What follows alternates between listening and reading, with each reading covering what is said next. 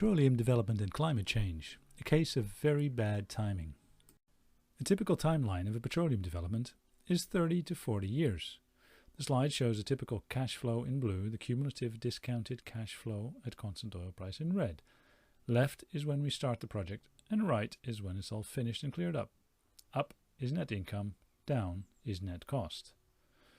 So start with exploration studies. And when we think we might find something, we drill a well or two. Let's say we find something, so we do a study to see if and how we may be able to produce it. This is called a Field Development Plan, or FDP. If this FDP indicates we can make money from it, then we start the FEED phase to design everything. When that is done, we start building the platform, the construction phase. This is where the real money gets spent, and this can cost anywhere around 2 to 7 billion euros, depending on where in the world it is, what water depth, the type of oil or gas, pipelines, etc. We usually also start drilling our production wells while this is going on, to make sure we can start producing oil or gas as soon as the plant is ready, because we have spent lots of money by now, but had no income at all. When we start production, we breathe a sigh of relief. Finally, money is coming in. This can be 8 to 15 years after the discovery wells, so we have a substantial debt outstanding for say 10 years before we start getting paid. Then it'll take another 3 to 5 years before we recover our cost and start making real profit.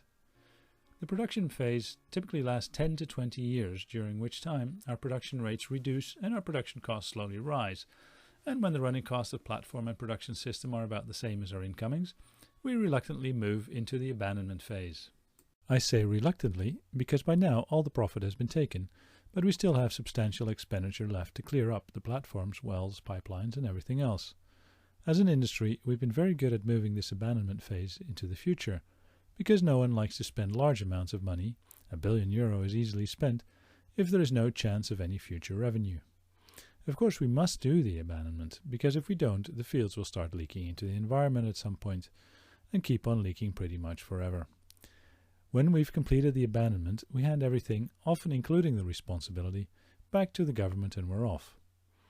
The amount of money we make from the entire development is of course heavily dependent on the oil price during the production phase, so starting around 10 years from discovery up to 20 years after that. If the oil price is low during this period, we lose. If it is high, we win. Of course, if we lose, we're even more reluctant to spend money on the abandonment phase, but we have to, well, unless we've gone broke by that time. This huge expense up front, followed by income, followed by huge expense, works because the large oil companies typically have a number of these projects going on in different phases of their life cycle. So overall, the cash flow from one covers the expense of the other. Having said that, because we as an industry have been so good at pushing the abandonment costs ahead of us into the future, we call it a bow wave of abandonments, we now have a growing abandonment liability. At the same time, we're discovering that abandonments are a lot more expensive than we thought. So the liability is growing because there are more abandonments to do, this is the number on our financial books, and is also growing because the abandonments are growing in cost, which is often not yet on our books. At the same time, as there are fewer and fewer new oil fields, we have fewer cash-generating fields as assets.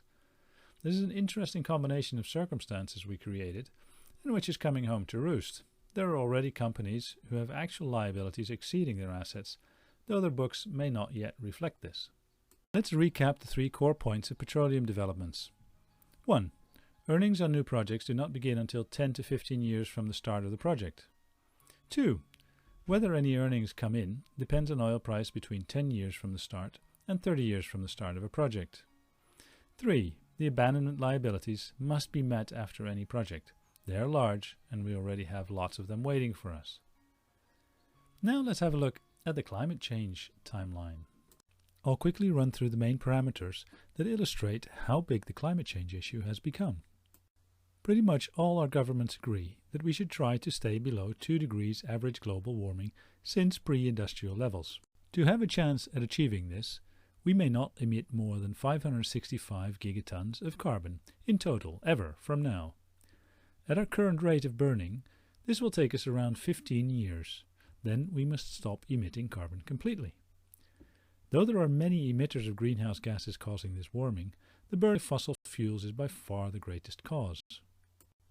And our oil and coal companies together already have proven reserves 5 times larger than what we can burn in total. If they get their way and we burn it all, the world we know is gone. We cannot even come close to burning the reserves of oil, coal and gas we already have. But the interesting point here is the 15 years. We must start today and then say 35 years from now we will have weaned ourselves off of oil, coal and gas.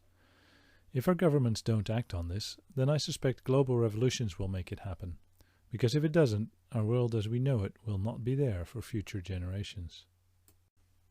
This means that somewhere between now and 25 years from now, the demand for oil is going to drop substantially. And basic economics says that then the price will drop. The high-cost producers will go out of business first, and the low-cost ones will continue the longest. If we now add in the Petroleum Development timeline for a single new oil project, it looks something like this. Just as oil prices are dropping because we're responding to climate change, the oil companies are trying to make money from their heavily forward invested projects so that they can make a profit and hopefully also pay for the abandonment at the end. I expect quite a number of them will go bankrupt during that time and no one will buy their assets because they are the high cost producers. So the governments, the taxpayers, that's you and me, will have to pay for these abandonments. And if these are big companies, they will have other projects in different stages, so all these other abandonments will be waiting for us to pay too. Of course, oil companies need to prove they have sufficient funds for abandonment, but if they go broke, the share value of the market collapses, they won't have the money. They might even take down a bank or two.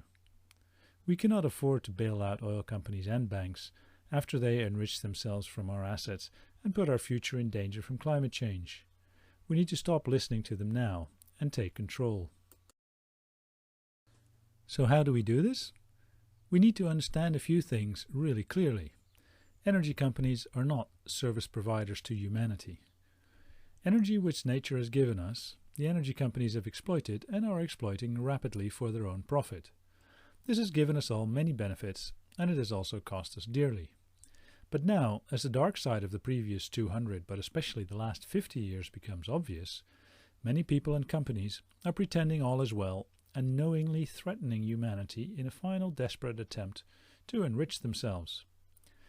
We need to kick our carbon habits, change our ways, and our carbon suppliers are now not our best advisors. Please visit aberdeenclimateaction.org, share this, spread the word, and get involved.